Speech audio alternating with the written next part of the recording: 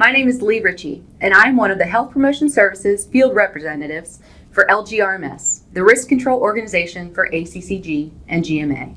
Today, I want to share with you information about something we all do each and every day: eat. You are what you eat may be something your parents used to say, but this dated expression does have some truth behind it. Before I begin, I want to ask you a series of questions to help you self-assess your daily diet. Follow along with me and answer honestly for each one. Number 1, how often do you eat chips, fried foods, red meats, cheese made from cream or whole milk, egg yolks, or other high-fat foods or combination dishes made from these foods? Number 2, how often do you eat foods high in fiber, foods such as beans, whole grains, cereals, fruits, and vegetables, which are high in fiber? And then question 3, in an average week, how many times do you engage in physical activity, exercise or work which lasts at least 20 minutes without stopping and which is hard enough to make you breathe more heavily and get your heartbeat faster? How'd you do? Are you happy with your answers, or do you see room for improvement? Just those few simple questions can shed a lot of light on how the choices we make with regards to diet and exercise on a daily basis affect our lives. This webinar is designed to give you information about how you can improve your diet in order to improve your overall health. Let's take a look at the learning objectives for this course. Number 1, recognize the negative effects of a poor diet on our health. Number 2, know why it is important to eat right and for the right reasons. Number 3, understand what healthy eating truly means. And number 4, identify the nutrients our bodies need. Let's begin. Let's take a look at some harsh realities to consider. Obesity is the second most common cause of preventable death in the United States. Over 60 million Americans over the age of 20 years old are obese. 9 million children and teens ages 6 to 19 are overweight. Diseases or conditions linked to being overweight include breast cancer, coronary artery disease, type 2 diabetes, sleep apnea, gallbladder disease, osteoarthritis, colon cancer, hypertension, and stroke. In particular, type 2 diabetes is growing at alarming rates. According to the American Diabetes Association, 23.6 million people, 7.8% of the population, have diabetes. Only 17.9 million are diagnosed, and the other 5.7 million are undiagnosed. 57 million people are pre-diabetic, and 1.6 million new cases are diagnosed each year. Although being overweight is not the only cause of type 2 diabetes, obesity and lack of physical exercise are two of the most common causes. And according to the CDC, nearly 95% of diabetes cases are due to obesity and overweight. Both obesity and diabetes play a significant role in the development of coronary artery disease. Coronary artery disease is characterized by plaque buildup on artery walls, slowing blood circulation, or causing blockages that can lead to a heart attack. In fact, many people don't even know they have coronary artery disease until after they've had a heart attack. A diet high in fat, salt, and cholesterol can also contribute to the development of heart disease. When it comes to losing weight, people often decide to drop the pounds for their appearance, not their health, and that isn't the right approach. Although trying to fit into a pair of jeans can be motivational, it often leads people looking for a quick fix through the latest fad diet craze. Fad diets are not the way to go, as they typically have nothing to do with good nutrition, but instead are focused on helping people lose as much weight as possible, as quickly as possible. These fad diets typically have start dates and end dates, which means you just go back to the bad habits afterwards. Let's look at a few fad diet examples.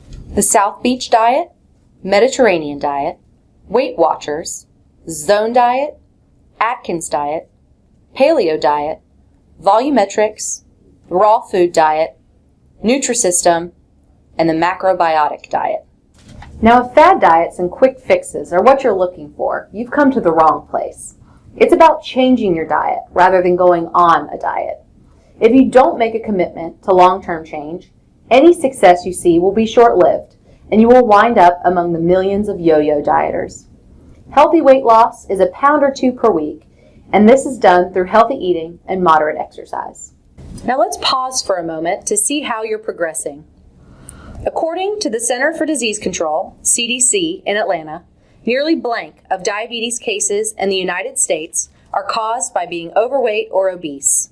Is it A, 50%, B, 65%, C, 89%, or D, 95%? If you answered D, 95%, you're correct. Research also indicates that 90% of type 2 diabetes cases could be prevented through a combination of healthy diet and active lifestyle. Now, when it comes to healthy eating, moderation is key. Don't think eating healthy means you can never have the foods that you love. Your favorite foods are not banished from your diet. Just make sure they're not a central part of your diet. In fact, denying yourself makes you less likely to stay on track. You increase your chances of derailing from healthy eating in a big way. You can still have your cake and eat it too, just make sure that it's a small piece and it's not every day. When changing your diet, doing a complete diet overhaul is a huge undertaking, so try to break it up. Start with eating a healthy breakfast, and be sure to eat breakfast. It's the most important meal of the day for the reason. Skip the soda and drink water instead. Don't sub in diet soda either. Pack your lunch to avoid the drive-thru, and try to never let yourself get too hungry. That's when bad choices happen. Try shrinking the size of your plate. Fix your meal on a salad plate rather than a dinner plate. If you're going to eat out, try sharing an entree, or order off the lunch or kids menu for a smaller portion. Or when you get your meal, go ahead and box up half of the meal and take it to go to avoid overeating. Don't go back for seconds, and avoid all-you-can-eat buffets like the plague. So what does eating healthy even mean anyway? Eating healthy can at times seem confusing due to the numerous fad diets available, but it's actually quite simple. You should eat a largely plant-based diet. Strive to eat foods that come from plants rather than foods made in a plant. Choose healthy fats such as olive and canola oil, almonds, and avocados. Eat less red meat. Red meat, if consumed at all, really should only be consumed about once a month. Pause for shock and horror. If you're a multiple red meat a week eater, try trimming it down to once a week and then work down to once a month. Be sure to avoid unhealthy saturated and trans fats as much as possible. Monitor your caloric intake. Too much of a good thing can still be too much. And be sure to complement your healthy diet with exercise. Strive for 2.5 hours of moderate intensity physical activity each week. Think of moderate intensity as something you can talk while doing, but not necessarily sing, like brisk walking through the neighborhood with a friend or family member. You also want to be sure you're balancing your food intake. Let's cover the basic about these different types of nutrients. Some important dietary nutrients include 1. Carbohydrates, 2. Protein, 3. Fats, 4. Fiber, and 5. Vitamins and minerals. Let's take a closer look at carbohydrates. Carbohydrates have gotten a bad reputation in the last few years, in large part due to low-carb and no-carb fad diets. However, our bodies need carbohydrates as an energy source. They are our fuel, and our body can't function properly without them. Excellent sources of carbohydrates are whole grains, vegetables, fruits, and beans. Be sure to avoid refined carbohydrates that are found in processed foods, such as pastries, soft drinks, white bread, and white rice. Let's pause again to see how you're progressing. True or false? Eating healthy means never eating chocolate or pizza again. If you answered false, you're correct. You don't have to give up the foods that you love. You just need to learn how to enjoy them in moderation. Now let's talk protein. Protein is important because it makes up enzymes that power many chemical reactions in our bodies. When it comes to protein, the body processes animal and vegetable protein in basically the same way. Vegetable sources of protein, such as beans, nuts, and whole grains, are the healthiest sources of protein. When eating animal protein, your healthiest choices are fish and poultry. You want to be sure to consider the accompanying nutrients when selecting a protein source. Let's look at some examples. Let's compare some protein sources. A 6-ounce broiled porterhouse steak has 38 grams of protein, but 44 grams of fat, 16 of which are saturated. 6 ounces of broiled salmon has 34 grams of protein, 18 grams of fat, with 4 of those grams being saturated. And then on the vegetable side, 1 cup of cooked lentils has 18 grams of protein and less than 1 gram of fat. Now when it comes to fat, the issue has more to do with the type of fat that you eat over how much you eat, because not all fats are created equal. Bad fats are saturated and trans fats, and they increase your risk of disease. Saturated fats tend to be solid at room temperature and are seen most commonly in animal fat products, such as red meat, cheese, butter, and milk. Trans fats should be avoided altogether. Consuming it increases your bad cholesterol levels while decreasing your good cholesterol levels. Companies love to put them in their products because they increase the shelf life of a product while decreasing the refrigeration requirements. This makes them great for baked goods. Trans fat doesn't spoil as easy as other fats. It can withstand several heatings without breaking down, and the process can turn a liquid oil into a solid. This allows for easier transportation and wider uses, and it's much cheaper. Good fats are mono and polyunsaturated fats. These good fats can improve blood cholesterol levels, lower your risk of heart disease, and benefit insulin levels and blood sugar. Omega-3 fats are particularly beneficial for brain and mood. Let's take a look at some good fat sources. Some great sources of monounsaturated fat are avocados, olives, nuts such as almonds, peanuts, macadamia nuts, hazelnuts, pecans or pecans, and cashews, and natural peanut butter containing just peanuts and salt. No Peter Pan or Jif here. And for polyunsaturated fats, you can find those in walnuts, sunflower, sesame, and pumpkin seeds, flaxseed, fatty fish such as salmon, tuna, mackerel, herring, trout, and sardines, and soy milk and tofu. Let's talk fiber. Dietary fiber, or roughage, is an indigestible carbohydrate derived from plants.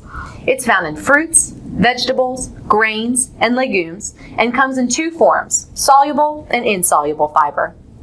The solubility of the fiber is a factor for how it impacts certain disease processes in the body. Studies show fiber consumption reduces risk of heart disease, diabetes, diverticulitis, which is digestive tract inflammation, and constipation. Let's make a case for fiber. A Harvard study of 40,000 male health professionals and a similar study of female nurses showed that a high total dietary fiber intake was linked to a 40% lower risk of coronary heart disease. Harvard researchers also found that eating an extra 2 servings of whole grains a day decreased the risk of type 2 diabetes by 21%. Conversely, a diet low in cereal fiber, containing high glycemic foods, those which cause big spikes in blood sugar, more than doubled the risk of type 2 diabetes when compared to a diet high in cereal fiber and low in high glycemic index foods. If you find these statistics appealing and you would like to increase the amount of fiber in your diet, here are a few tips. Eat whole fruits rather than drinking fruit juice. Replace your white rice, bread, and pasta with brown rice and whole grain products. Eat whole grain cereal for breakfast. Snack on veggies rather than chips. And substitute legumes, think peas and beans, for meat 2 to 3 times per week. In order to get all of the vitamins and minerals your body needs, be sure to eat plenty of fruits and vegetables. Consuming fruits and vegetables can reduce your risk for many diseases and medical conditions, such as heart disease, hypertension, and some forms of cancer. No single fruit or vegetable provides all of the nutrients you need, so you want to be sure to eat a variety each day. Now, if you're looking to increase your fruit and vegetable consumption, and you should be, here are some tips for eating more. Keep it where you can see it, either right on the counter or in the front of the refrigerator. Make it a convenient choice. Find ways to include them in every meal, such as fruit for dessert rather than ice cream. Experiment with salads and stir fries. Get creative. And try to pick a new piece of produce to try each week at the supermarket. Be adventurous. You may find something you haven't tried before and you really like. However, not all fruits and vegetables are created equal, so let's look at some of your best picks. Look for dark leafy vegetables, such as lettuce, spinach, Swiss chard, and mustard greens. The darker the green, the better. One of the most popular brands of lettuce in the United States is, you guessed it, iceberg lettuce, but it doesn't contain a lot of nutrients. Go for something that's darker green. Cruciferous vegetables like broccoli, cauliflower, cabbage, Brussels sprouts, bok choy, and kale are excellent choices. With fruits and vegetables, look for a variety in color. Select yellow, orange, and red. Cooked tomatoes are actually healthier than raw tomatoes. Some of the healthiest tomatoes in the grocery store are found in a can. And then try your citrus fruits, oranges, lemons, limes, and grapefruit. Let's pause one last time to see how you're progressing. Studies have shown fiber helps reduce the risk of developing A, heart disease, B, diabetes, C, diverticulitis, or D, all of the above. If you answered D, all of the above, you're correct. Studies show fiber consumption reduces risk of heart disease, diabetes, diverticulitis, and constipation. Let's talk calcium. Calcium is an essential mineral when it comes to bone health. It helps build bones when we're young and slows bone loss as we grow older. Outside of bones, it also plays an important role in blood clotting, nerve pulse transmission, regulation of heart rhythm, and reduces your risk of colon cancer. Milk is calcium rich, but it can also be high in saturated fat and vitamin A, which at high levels can actually weaken bones. Some good non-dairy sources of calcium include collard greens, bok choy, fortified soy milk, and dried beans and legumes. Another consideration for eating healthy is to watch your salt intake. Your body does need a small amount of sodium to work properly, but too much sodium is bad for your health. Excess sodium can increase your blood pressure and your risk for a heart disease or stroke. You should try to consume no more than 2,300 milligrams of sodium a day, about a teaspoon worth. Or if you have high blood pressure or risk of developing it, 1,500 milligrams of sodium or less is best for you. Not salting your food doesn't mean you're safe. Americans actually get most of their daily sodium, more than 75%, from processed foods and restaurant foods. Ideally, you should get all of the nutrients your body needs through food that you eat. But sometimes we experience shortfalls, and that's okay. A daily multivitamin and maybe a vitamin D supplement, along with healthy diet and exercise, should provide most everyone with all of the nutrients they need. Be careful with supplements, as more is not always better. Consuming too many vitamin supplements can actually be harmful to your health. Now for a quick recap and some final thoughts. The best food choices you can make are fresh fruits and vegetables, whole grain cereals and bread, fish and poultry, olive and canola oil, low-fat dairy, nuts and legumes. Always choose something fresh over prepackaged or processed, and making your own food is always best over eating out. Thank you for taking a moment to learn about eating right for health and fitness.